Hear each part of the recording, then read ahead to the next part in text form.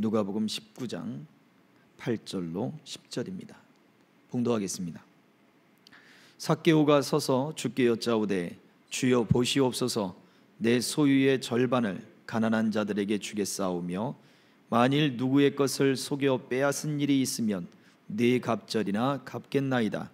예수께서 이르시되 오늘 구원이 이 집에 이르렀으니 이 사람도 아브라함의 자손이미로다.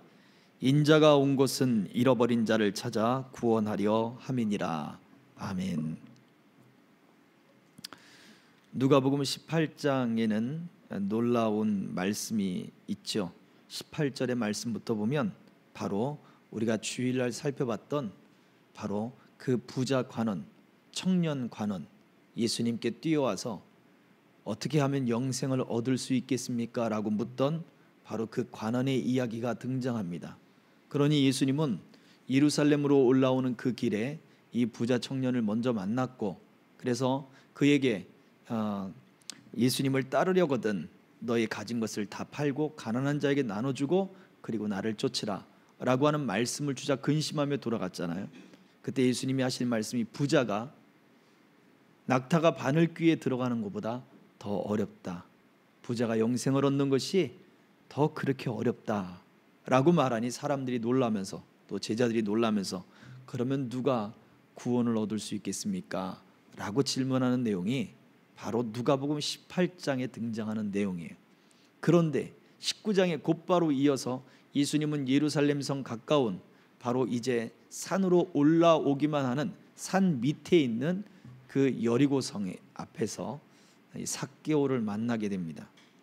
삭개오도 세리장이죠. 관원입니다. 또 삭개오도 부자입니다. 이미 제자들은 부자에 관한 이야기를 들었습니다. 부자가 영생을 얻기 어렵다, 하나님의 나라에 들어가기가 어렵다, 낙타가 바늘귀에 들어가는 것보다 더 어렵다는 말씀을 이미 들었던 터인데 삭개오를 만났습니다. 근데 삭개오가 예수님이 부르시자 삭개오가 먼저 이야기를 해요. 우리가 읽었던 대로 또 잘 아는 대로 이렇게 말씀하죠. 내 소유의 절반을 가난한 자에게 주겠습니다. 그리고 내가 누구에게든지 세금을 착복을 했으면 그 착복한 것의 값을 4배나 물어주겠습니다. 삭개오가 왜 이런 이야기를 할까요? 예수님이 자기를 쳐다봐주고 자기를 불러주고 자기 집에 왔다라고 하는 감격 때문이기도 하겠지만, 삭개오가 이렇게 말하고 있는 이유가 뭐겠냐고요. 왜 내 소유의 절반을 가난한 자에게 주고 또 착복한 것이 있으면 4배를 갚겠습니다 라고 말을 하겠냐 이거죠. 이것은 내 과거가 잘못됐습니다 라는 것을 고백하는 거죠. 누가복음 18장에 등장했던 그 젊은 청년은 자기의 과거를 버리지 못하고 예수님과 동행하지 못했습니다. 그러나 삭개오는 과감히 자신의 과거를 버리는 모습을 보여줘요. 물론 그의 직분을 떠나지 않습니다. 세리장이라고 하는 직분을 떠나지도 않고 여전히 그는 세금을 걷는 그 일들을 감당할 것이고 그 세리들을 관리 감독하는 그 직분을 감당할 것입니다. 그런데 이제는 내가 내 삶의 방식이 아니라 예수님이 나를 찾아와 주시고 내게 구원을 주시고 하늘나라 영생의 소망을 얻게 된 그 삶의 방식으로 내가 살겠습니다 라고 하는 헌신의 고백이잖아요. 그에게 예수님이 뭐라고 얘기합니까? 오늘 구원이 이 집에 이르렀느니라 라고 말씀하셨다는 거예요. 자, 과연 우리들의 모습은 어떻습니까? 우리가 헌신하고 주를 따른다라고 하는 것 다 목사가 되고 사역자가 되고 꼭 그런 이야기가 아니잖아요. 신학교를 가고 그것만이 사역입니까? 그렇지 않습니다. 절대 그렇지 않습니다. 목사들이, 저도 목사입니다만 목사가 변질되었고 목사가 거룩하지 못하고 목사가 이 시대를 망쳐놓았고 맞는 말씀입니다. 그러나 그런 말씀을 하고 있는 여러분 자신에게는 어떠한 마음, 어떠한 기준을 던져야 되겠습니까? 거룩한 무리, 하나님의 성도라고 불리우는, 하나님의 백성이라고 불리우는 우리 모두가 아니겠습니까? 그렇다면 우리 모두는 직분을 떠나서 우리가 과연 어떠한 삶의 방식으로 삶을 살아가고 있는 것인가가 우리 삶의 가장 으뜸되고 중요한 문제라고 하는 거예요. 왜요? 그것이 바로 예수님과 동행하고 있는 사람의 중요한 문제라는 것입니다. 이것이 우리 삶에 바로 세워질 때 우리는 비로소 예수님을 따라가는 삶이 되는 것이고 그리스도인이 되는 것이고 그리고 성도가 되어지는 것입니다. 오늘 저와 여러분들이 어떻게 주님을 따르고 있는지, 부자 청년인지 아니면 삭개오인지, 옛 과거를 버리지 못하는 그 근심을 하고 그 사이에 믿음과 복음과 또 율법 사이에 왔다 갔다 하는 사람인지, 아니면 자신의 모든 것이 과오임을 또 욕심을 내고 착복하고 부당한 그러한 행위들과 그러한 일들을 하는 것이 하나님 앞에 거룩하지 못함을 깨닫고 회개하고 자신을 돌이키고 주님을 따르기는 그러한 결단과 헌신과 그러한 희생의 자세를 보여주는 삶의 모습인지, 누구에게 구원이 이르렀는지를 우리는 주의 깊게 되짚어 보아야 할 것입니다. 저와 여러분들을 우리 주님이 교회로 부르셨고 거룩한 무리로 부르셨습니다. 하나님이 기뻐하시는 거룩한 삶을 살아낼 수 있기를 주의 이름으로 축복합니다. 아멘. 자, 우리 말씀 산책 보도록 하겠습니다. 우리 지난 주일날 우리는 예수님이 길 가시는, 이제 예루살렘으로 올라가시는 그 여정길, 바로 누가복음 9장에서 등장하는 마지막 예루살렘 여행길에 올라가는 그 길에 세 사람의 제자, 세 종류의 제자이죠. 그들을 예수님이 만나고 그들을 부르시는 대화의 장면이 등장합니다. 그런데 그 중에 57절 58절에서는 바로 이 말씀을 하고 있는 거죠. 같이 한번 읽어볼까요? 시작. 길 가실 때에 어떤 사람이 여짜오되 어디로 가시든지 나는 따르리이다. 예수께서 이르시되 여우도 굴이 있고 공중에 새도 집이 있으되 인자는 머리 둘 곳이 없도다 하시고. 네, 그렇습니다. 첫 번째 종류의 제자, 첫 번째 사람의 제자, 어디로 가시든지 나는 주님을 따르겠습니다 라고 하는 그에게 예수님이 동문서답과 같은 말씀을 하셨습니다. 나는 집도 없고 지금 정처 없이 떠도는 것 같다 라고 하는 뉘앙스의 말씀을 하신 것 같죠. 여우도 굴이 있고 새도 집이 있는데 나는 머리 둘 곳조차 없다, 가장 낮은 자리에 처해 있다라는 말씀을 통해서 우리들에게 주신 말씀이 있었습니다. 동행은 뭐 하는 것입니까? 하나님과 함께, 우리 주님과 함께 떠나는 것입니다. 오늘 서두의 삭개오처럼 그리고 부자 간원처럼 자신의 과거를 떠나는 것이 동행의 시작이에요. 그러나 그 과거를 떠나지 못한다면 바로 동행하지 못하는 모습이 되어지는 것입니다. 자, 그래서 첫 번째 질문, 하나님과 함께 동행하기 원하는 이들이 제일 먼저 해야 할 일은 무엇입니까? 이미 답을 드렸죠? 네, 같이 읽어보겠습니다.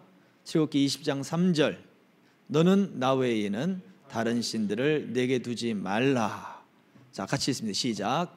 과거에 섬기던 것들, 더 많은 경제적인 이득, 권력, 명예 등을 얻기 위해 버리던 일들을 버리는 것, 하나님만을 유일한 나의 하나님으로 인정하는 것, 그래서 그것이 모든 것 가운데 으뜸으로 지켜져야 할 하나님과의 약속이 되어야 하는 것입니다. 자, 떠나고 버린다는 것은 이제 다 머리 깎고 산으로 들어가듯, 우리가 옛날에 뭐 그런 이야기를 하잖아요.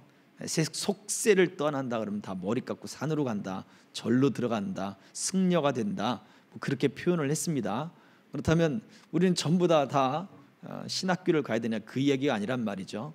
무엇입니까? 결국은 하나님과의 약속, 하나님과의 언약을 거룩하게 지키며 사는 거예요.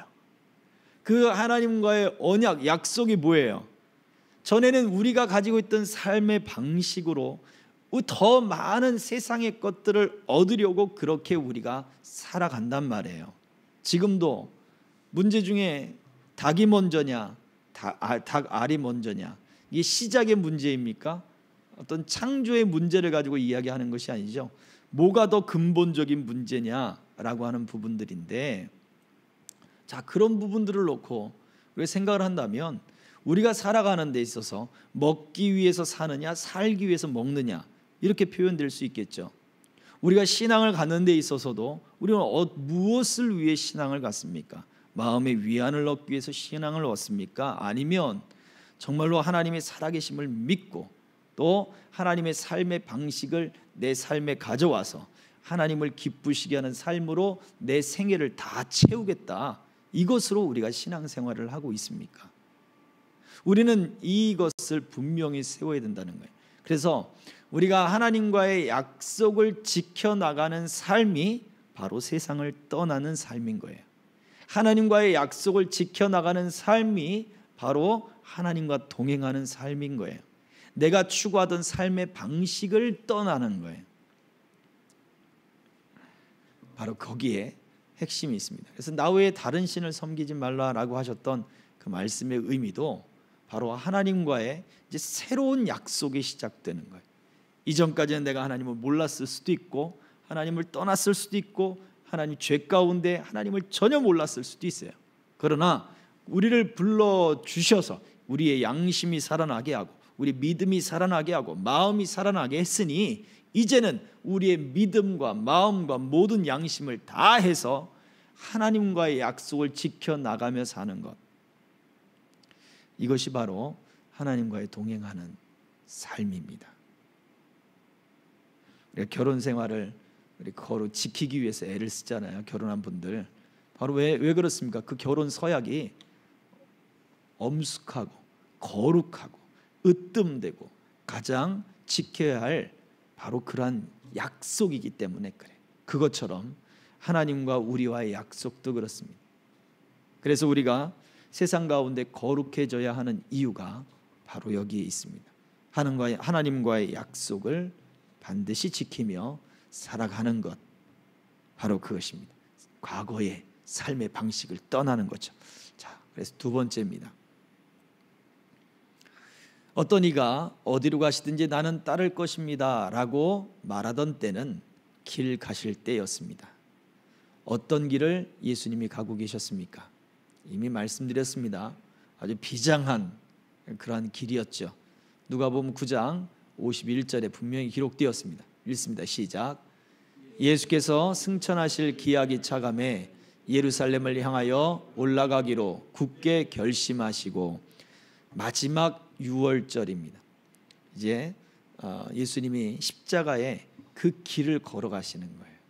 누가복음은 바로 그 십자가의 길을 걷는 그 예수님의 길을 이렇게 오래 잘 표현을 해놓았습니다. 저와 여러분들도 예수님이 가신 그 길, 주님 가신 길, 십자가의 길, 그 길만 생각하면 울컥울컥하고 막 그러지 않습니까? 성경을 녹음을 할 때 바로 이런 부분들을 또 읽다 보면 참 사람들, 십자가에 못 박으라는 사람들, 그 사람들의 목소리를 내서 구연을 통해서 연극을 하면서 녹음을 하면 참 가슴이 저립니다. 예수님의 길이 그렇게 고달프고 사람들의 비난의 소리를 듣고 조롱의 소리를 듣는 게 참 안타깝지요. 그런데 이런 비장한 그런 마음으로 이 사람은, 이 제자는 이야기를 했을 거란 말이에요. 나는 주님을 따르겠습니다. 그 길이 십자가의 길이든 그 길이 죽음의 길이든 오늘 우리가 불렀던 찬양처럼 이 길은 영광의 길, 이 길은 승리의 길, 2절은 이 길은 고난의 길. 그렇습니다. 그 어떤 길이든 주님, 내가 주님과 따르겠습니다. 그렇게 고백을 했단 말이에요. 자, 그래서 3번 문제입니다. 그런데 예수님은 대답을 통해서 나는 주님을 따르겠습니다 라고 했던 사람의 어떤 마음을 지적하시는 듯 했습니다. 예수님의 대답을 다시 한번 읽어봅니다. 시작. 예수께서 이르시되 여우도 굴이 있고 공중의 새도 집이 있으되 인자는 머리 둘 곳이 없도다 하시고, 계속해서 읽습니다. 시작. 그가 예수를 따르겠다는 헌신의 고백 속에는 그리스도를 따름으로 인해 얻을 수 있는 영광을 기대했던 것으로 보입니다. 무엇을 기대하십니까? 예수님은 세례 요한에 대한 이야기를 하면서 너희가 무엇을 보려고 광야로 나갔더냐라고 하는 말씀을 사람들에게 했어요. 물론 바리새인, 율법학자, 사두개인, 종교 지도자들, 물론 그들에게 하는 말씀이기도 했지만 예수님의 말씀은 모든 사람들에게 다 하시는 말씀이었죠. 너희는 무엇을 보려고 광야로 갔더냐? 선지자냐? 이런 말씀을 하시잖아요. 어떤 기대를 가지고 바로 그곳에 갔느냐라고 하는 것과 같죠. 어떤 기대감을 가지고 나는 주님을 따르겠습니다 라고 하는 고백을 했느냐. 아마도 예수님이 집도 없고 굴도 없고 머리 둘 그러한 곳조차 없다, 편히 누울 곳조차 없다 라고 하시는 말씀에서는 바로 이 나는 어디든지 주님을 따르겠습니다 라고 했던 사람의 속마음에는 무엇이 있습니까? 내가 이 길을 따라가면 조금 어려움은 있겠지만 후에는 영광을 얻게 될 거야. 내가 조금만 견뎌내면 아주 영광스러울 거야 라고 하는 그런 어떤 높은 마음이 있지 않았을까. 실제적으로 그 고난에 동참했을 수도 있습니다. 저도 처음에 교회를 전도사 때 개척을 해가지고 신대원 다닐 때 이제 개척 교회를 했단 말이죠. 그때 교회를 다니면서 제 주변에 그 전도사님들 주변에 담임 목회를 하는 분들이 사실은 아무도 없었습니다. 물론 있었겠죠. 제가 아는 사람 바운더리 안에서는 없었으니까요. 그래서 그 학년 중에서는 가장 빨리 교회를 개척하고 교회 담임이 된 거예요. 내가 주님을 위해서 이렇게 일찍부터 헌신하고 그리고 생판 모르는 그런 동네에서 맨 땅에 헤딩하면서 밤마다 기도하고 그 지하실에서 아이를 평상에 눕혀놓고 그렇게 기도하고 매달리고 있으니 주님이 우리를 얼마나 기뻐하실까라고 하는 뭐가 있어요? 바로 기대하는 마음이 컸었습니다.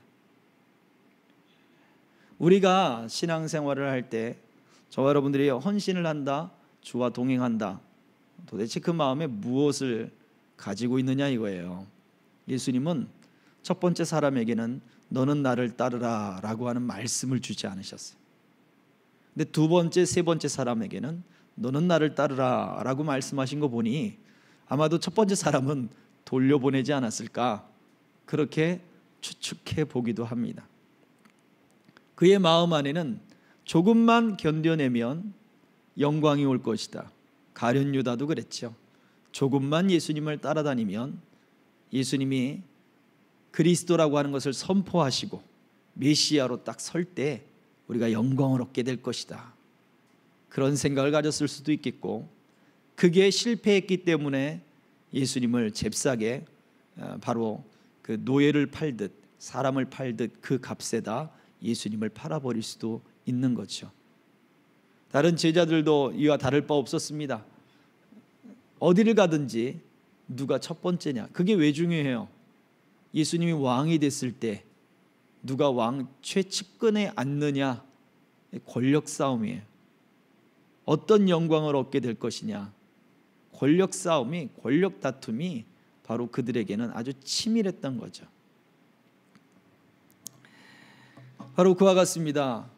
이러한 모습들이 과연 부자 청년, 아유 나는 안 그래, 어떤 사람, 나는 주님을 따르겠습니다, 아유 저렇게 어떻게 은큼한 마음을 품고 주님을 따른다고 말할 수 있어?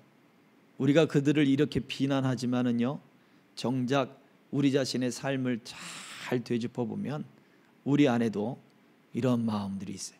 내가 주를 위해서 희생하니까, 내가 주를 위해서 가난도, 아픔도, 외로움도, 사람들의 멸시도 내가 지금 다 감당하고 있으니까, 먼 거리 교회를 다니고 있고 또 헌신하고 있고, 내가 반주하고 있고, 내가 예배를 나도 앞에서 말씀을 듣고 싶은데 뒤에서 컴퓨터를 만지고 있고 집중하지 못하고 이런 생각들, 무언가를 기대하고자 하는 그런 마음들이 우리 안에 있다면 물론 우리 주님께서 그 마음에, 그 거룩한 기대감에 하나님이 만족을 얼마든지 주실 수 있습니다. 그러나 예수님은 지금 십자가의 길로 가는 길이잖아요. 이것은 우리가 가지고 있는, 지금 예수님이 가지고 있는 바로 그 긴박한 상황, 그리고 긴박한 현실 속에 예수님과 함께 동행하고자 하는 그 마음에 있어서 잘못 설정된 마음이었던 거죠. 예수님은 어떠한 길이든지 그 예수님이 가셨던 길, 예수님이 하시는 말씀들은 시편과 그리고 예수님에게 관련된 모든 말씀들을 다 이루시기 위해서 가셨고 그 말씀들을 다 이루셨다라고 하셨단 말이죠. 예수님의 마음 안에는 하나님의 약속, 하나님과의 그 거룩한 약속이 예수님의 삶의 방식이었어요. 그리고 그 약속을 이루는 것이 예수님이 가진 삶의 모든 방향이었습니다. 그런데 이 제자의 마음도 바로 그런 걸 가지고 있었어야 되는 거거든요. 우리의 마음은 어떻습니까? 자, 다음 보도록 하겠습니다. 그래서 예수님을 따르는 그 길, 바로 그 헌신에는 이런 것이 고려되어야 된다라고 말씀을 한 것이 우리가 아까 읽었던 예수님의 대답이었습니다. 자, 정리를 해보겠습니다. 같이 읽습니다. 시작. 예수를 따르는 것은 물질적 안정을 기꺼이 포기하는 것, 수반됨을 고려해야 하지만 이것을 고려하지 않은 채 감정적 열정만으로 동참하는 자세를 지적하셨습니다. 네, 물질적인 희생을 이것이 따른다라고 하는 것을 이 사람에게는 알려줬죠. 그 부자 청년에게도 부자 관원에게도 이야기했습니다. 물론 무조건 물질적인 희생만이 포함되지는 않습니다. 그럼에도 불구하고 물질적 섬김이 또한 반드시 포함되어 있기도 해요.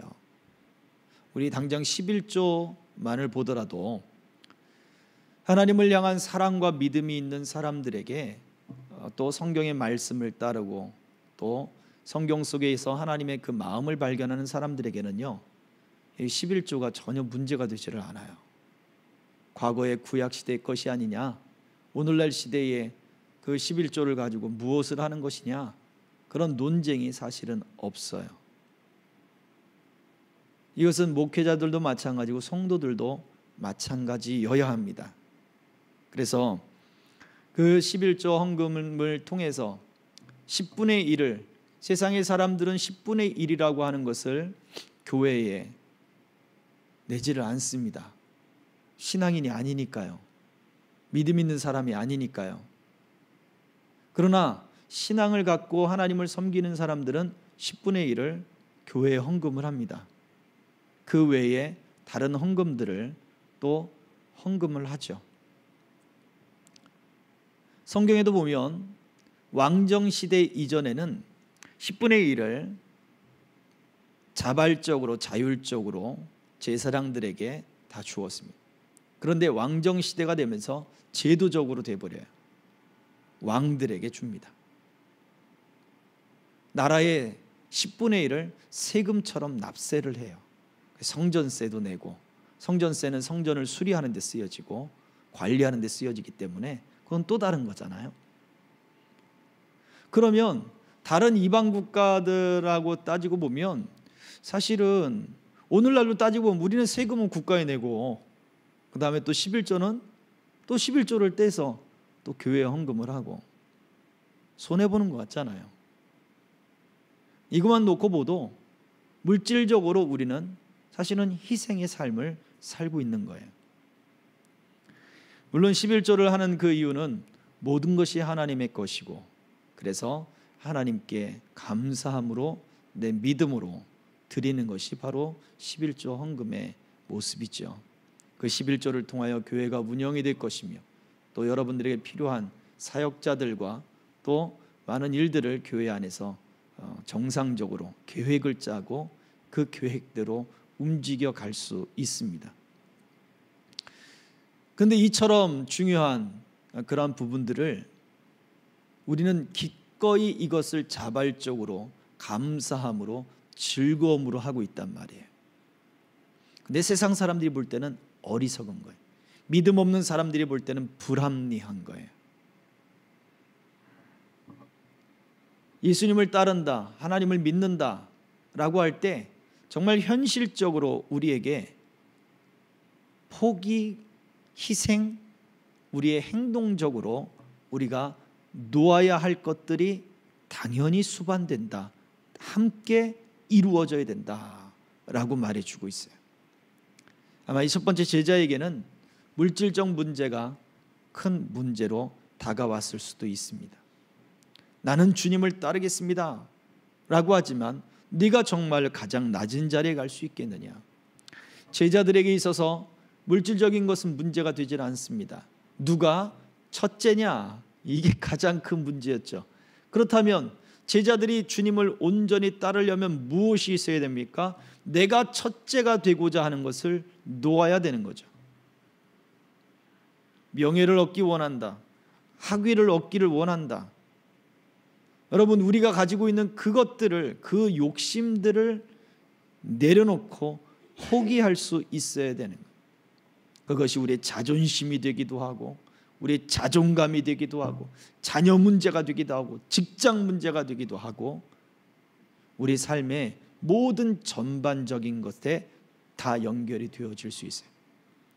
아브라함에게는 무엇이었습니까? 100세에 낳은 자식이었어요. 100세에 낳은 자식이었습니다.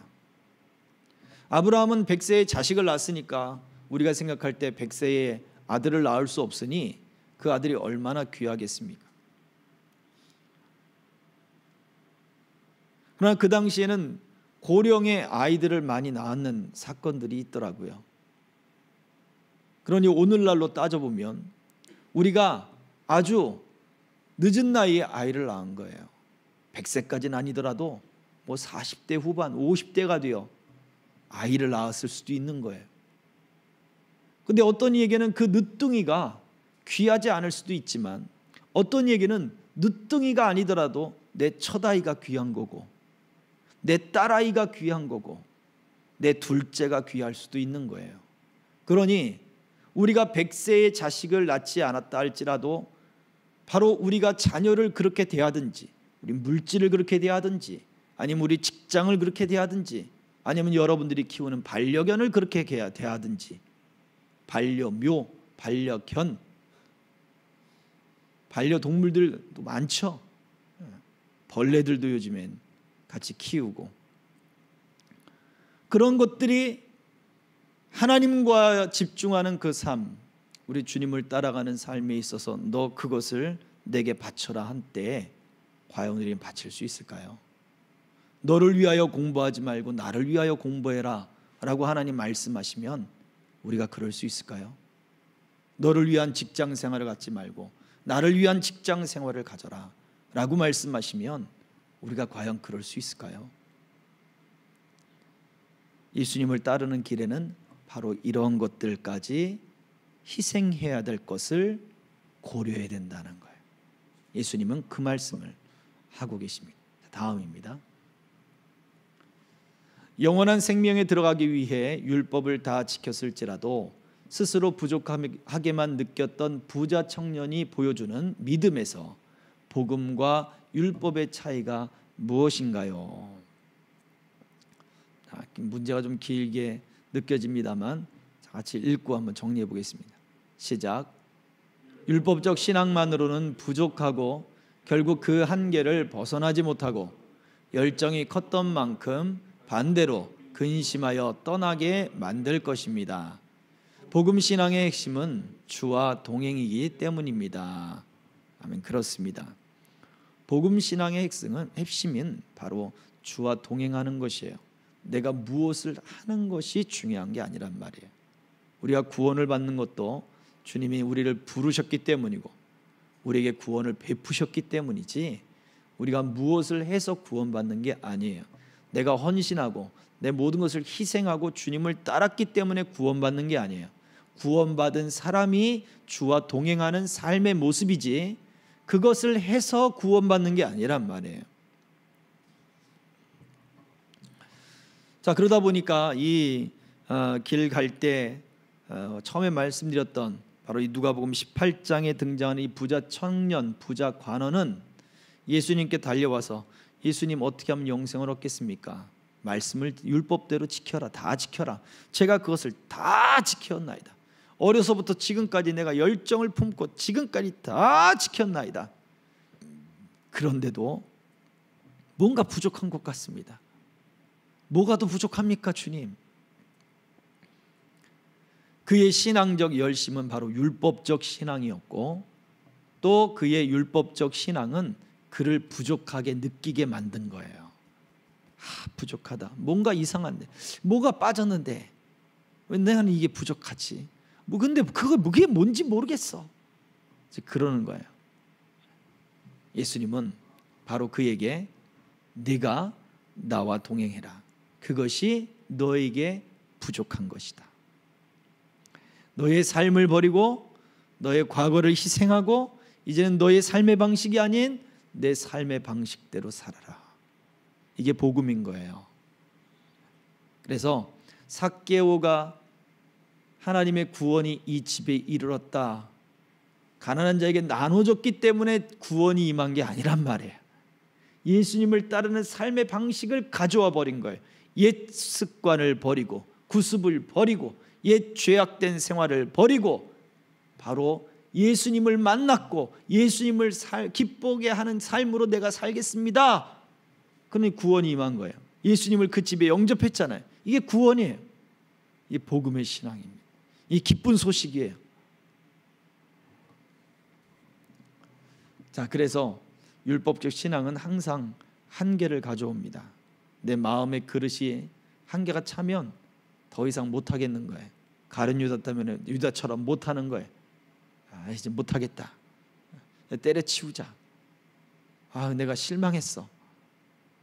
내가 괜히 했나 봐. 나 시험 들었어. 이런 이야기들이 나오게 되는 것입니다. 그러나 우리는 율법적 신앙이 아니라 복음의 신앙을 가져야 됩니다.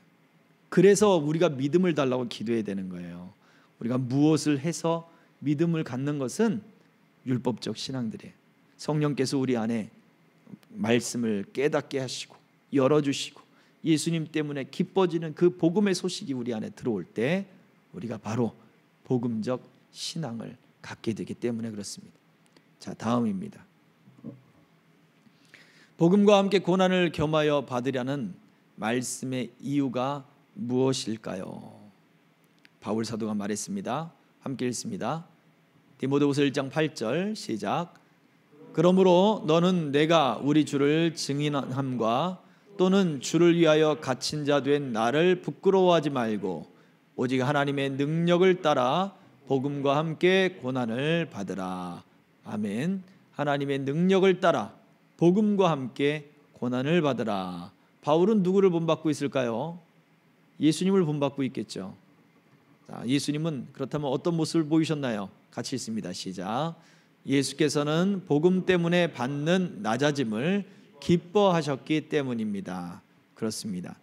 예수님이 낮아지심은 우리를 높이시기 위함이고 예수님의 죽으심은 우리를 살리시기 위함이고 예수님이 매를 맞으심은 우리를 낫게 하시기 위함이란 말이에요. 우리를 위한 낮아짐을 복음 때문에 바로 그 하나님의 때가 왔다. 너희를 신원하고 너희를 위로하고 너희를 구원하고 너희에게 약속한 모든 것을 이루는 그때 모든 죄악을 꺾고 세상의 모든 죄악을 사라지게 하는 바로 그때가 너희에게 임했다. 바로 그것이 우리 예수님에게는 가장 기쁜 일이었던 거예요. 그것을 위해서 낮아지신 거죠. 그래서 우리가 하나님의 삶의 방식을 받아서 내가 복을 받아 누린다, 내가 형통할 거야, 사업이 잘 될 거야, 내가 돈을 잘 벌 거야, 건강할 거야, 그것이 우리의 기쁨이 되어서는 안 된단 말이죠. 예수님이 제자들을 보내시면서 70명을 각각 두 사람씩 전도대로 파송을 각 지방에 두루 보내시면서 하셨던 말씀이 무엇입니까? 그들이 돌아와서 주님의 이름으로 우리가 귀신도 내어쫓고 병도 고쳤습니다 그랬더니 예수님 뭐라 그래요? 그것 때문에 기뻐하지 말아라. 뭐 때문에 기뻐하래요? 너희 이름이 하늘에 기록된 것을 보고 기뻐해라. 전혀 다른 이야기잖아요. 그들의 낮아짐 때문에 병들었던 자들이 고침을 받고, 그들의 낮아짐 때문에 귀신 들렸던 자들의 그 묶여있던 자들이 자유함을 다 입었단 말이에요. 그래서 저와 여러분들은 우리의 낮아짐을 통하여 그 영혼들을 살릴 수 있다면, 하나님의 영광을 드러낼 수 있다면 그것을 우리가 기뻐해야 될 줄 믿습니다. 자, 다음입니다. 자, 마지막이에요. 본문 속에서 그를 되돌려 보내시며 감정적 헌신으로 끝나지 말고 춥고 불편하며 거칠고 낮게 되며 모욕을 당하며 살게 된다는 것을 생각하라고 말씀하신 것과 같죠. 그 이유가 무엇일까요? 나는 여우도 굴도 있고 집도 새도 있는데 나는 머리 둘 곳도 없어. 나는 바보 같아. 내 인생은 잘못 살았어. 너는 우다처럼 살지 마. 너는 여우처럼 지혜롭고 뱀처럼 지혜롭고 비둘기처럼 순결하라. 야, 네 속을 잘 챙겨. 뒷주머니 잘 챙겨. 똑똑하게 굴어. 이렇게 말씀하신 것이 아니란 말이죠. 예수님 말씀하신 이유가 앞에 있는 그 말씀과 이어집니다. 같이 읽어볼게요. 누가복음 6장 23절입니다. 시작. 그날에 기뻐하고 뛰놀라. 하늘에서 너희 상이 큼이라. 그들의 조상들이 선지자들에게 이와 같이 하였느니라. 나를 인해서 핍박받고 고난받고 사람들로부터 멸시받고 그런 외로움에 거하고 그런 일들이 너희에게 벌어지면 그날에 기뻐하고 뛰놀아라, 춤춰라 라고 말씀해요. 이유가 무엇입니까? 하늘에서 너희 상이 큼이라. 자, 마지막 문장 읽어볼게요. 시작. 그리스도와 하늘나라에는 이보다 더 큰 것이 있다는 것을 아는 사람은 실망하지 않습니다. 왜요? 우리에게도 많은 고난을 견뎌야 우리가 하나님의 나라에 이를 수 있음을 알려주시는 거예요. 우리의 믿음의 길에는 많은 고난이 있음을 알아야 합니다. 나는 고난이 없는데요. 얼마나 복이에요. 나는 그런 것들이 고난처럼 여겨지지 않습니다. 정금처럼 단련되었기 때문이겠죠. 그러나 우리가 무수한 그러한 일들, 우리의 한계를 벗어나는 일들이 우리 삶 속에 벌어질 수 있습니다. 때로는 그것이 우리의 희생을, 우리의 가장 좋은 것들을, 때로는 우리의 가장 좋은 시간들을 요구할 수도 있어요. 그러나 이 모든 고난이 끝나야 우리도 주님처럼 많은 고난을 받고 제3일에 다시 살아나리라. 하나님의 영광을 나타내셨던 주님처럼 바울도 그래서 너희가 나를 본받고 복음과 함께 고난을 받으라 말씀하신 것처럼 우리도 어떤 대가나 어떠한 하나님을 향한 어떤 그런 기대가 아니라 당연히 주님과 함께 이 많은 고난 가운데 우리도 하나님의 나라에 들어갈 수 있음을 기억하고 또 하늘나라에서는 우리에게 더 큰 상이 있음을 안다면 그러한 고난과 그러한 현실의 어려움을 부딪힐 때 우리가 실망하지 않게 될 것을 말씀해 줍니다. 저와 여러분들 삶 속에 이러한 기쁨과 또 실망함이 없는 우리 주님과 동행하는 삶이 더욱더 견고해질 수 있기를 주의 이름으로 축복합니다. 아멘. 이 시간에 다시 우리 찬양하고 함께 기도하고 마치도록 하겠습니다. 주 품에 품으소서. 우리 2절로 찬양합니다. 주님 안에 나 거하리.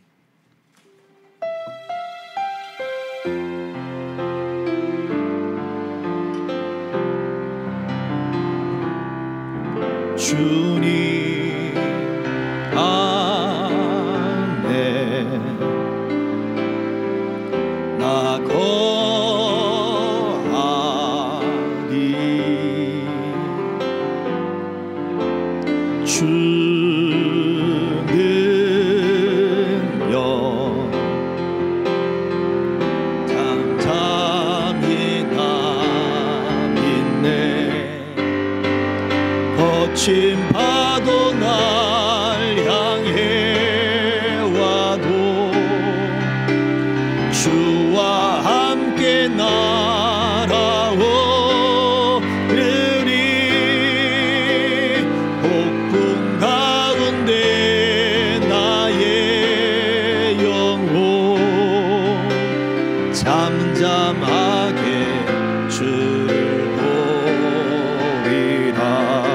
다시 한번 주님 안에, 주님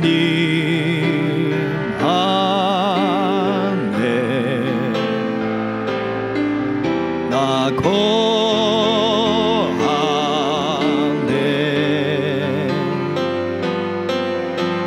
주는요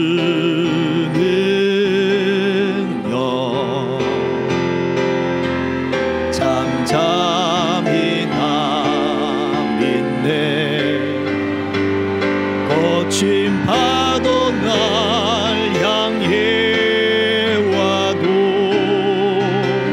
주와 함께 날아오르리. 폭풍 가운데 나의 영혼 잠잠하게 주를 보리라. 잠잠하게 주를 보리라. 그렇습니다.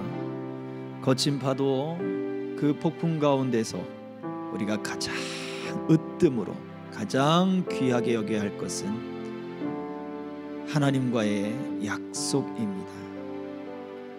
내 삶의 방식이 아닌 하나님과의 그 약속들을 지켜나가는 것, 그것이 거룩한 삶이요 주와 동행하는 삶인 것을 주님 알았사오니 하나님과의 약속들이 내 삶 속에 가장 거룩하게 남게 하시고 그 삶으로 지켜나가게 하여 주시옵소서.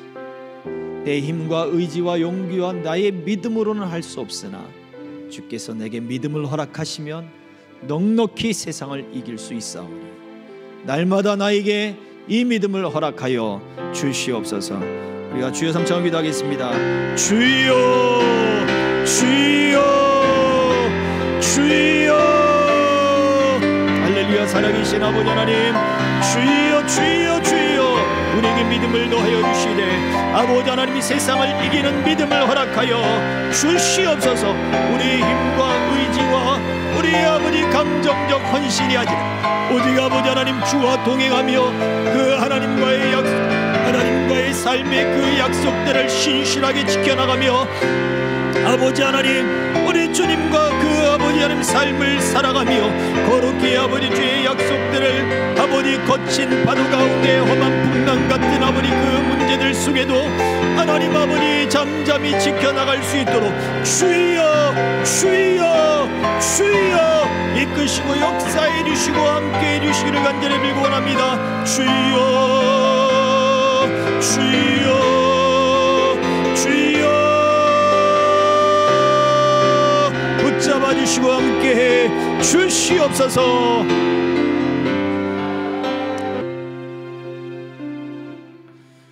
감사합니다. 주님, 우리 안에 어떤 죄가 있는지, 약한 것들이 있는지, 숨겨진 것들이 있는지 주의 말씀을 우리 안에 부어주시고 우리의 마음을 열어 깨닫게 하셔서 우리가 이제는 하나님과의 새로운 약속들을 지켜나가는 삶이 즐겁게 하시고 그 약속을 하나님 우리 안에 그 충만한 기쁨으로 삼게 하시고 영혼의 양식으로 삼아 하나님이 원하시는 삶의 방식을 좇게 하여 주시옵소서.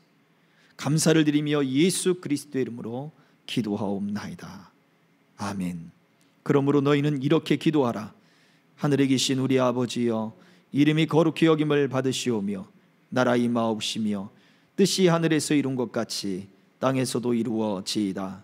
오늘날 우리에게 일용할 양식을 주옵시고 우리가 우리에게 죄 지은 자를 사하여 준 것 같이 우리 죄를 사하여 주옵시고 우리를 시험에 들게 하지 마옵시고 다만 악에서 구하옵소서. 대개 나라와 권세와 영광이 아버지께 영원히 있사옵나이다. 아멘.